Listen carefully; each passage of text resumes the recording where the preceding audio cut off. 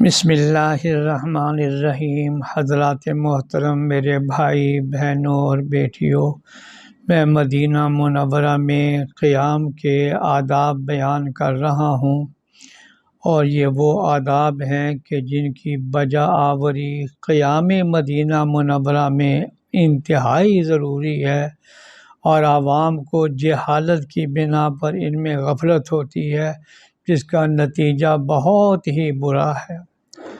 Number 1 یہ کہ جب زیارت کی نیت سے سفر کرے تو نیت خالص اللہ تعالیٰ کی رضا جوئی کے لیے ہو، تفاخر، سیر و سیاحت اور دیگر اسباب وغیرہ کے لیے نہ ہو، ورنہ نیکی برباد اور گناہ لازم اور بے فائدہ اپنی جان کو مشقت میں ڈالنا ہے۔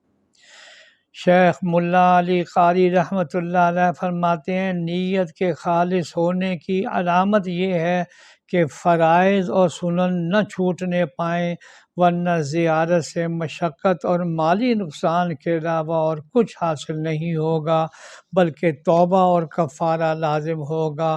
اس لیے حتی الوسع جس قدر اطاعت رسول اکرم صلی اللہ علیہ وسلم اور آپ کی اتباع ہو سکے، اس میں کوتاہی نہ کرے۔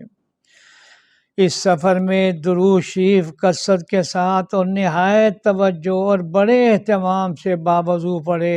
علماء کرام نے اس کی بہت تاکید کی ہے، اور اس سفر میں جتنی بھی کثرت درود شریف کی ہوگی اتنا ہی مفید ہوگا۔ بلکہ ملا علی قاری نے تو یہاں تک لکھا ہے کہ فرائض اور ضروریات معاش سے جتنا وقت بچے وہ سب کا سب درود شریف پڑھنے میں خرچ کرے، اس لیے کہ جتنی بھی مقصد میں توجہ تام ہوگی اتنا ہی ثواب ملے گا۔ نمبر 4 یہ کہ مدینہ منورہ کے جتنا قریب ہوتا جائے، شوق اور اشتیاق میں زیادتی پیدا کرتا جائے، اور جو دن مدینہ منورہ کے قریب آتا جائے اشتیاق زیارت بڑھتا جائے۔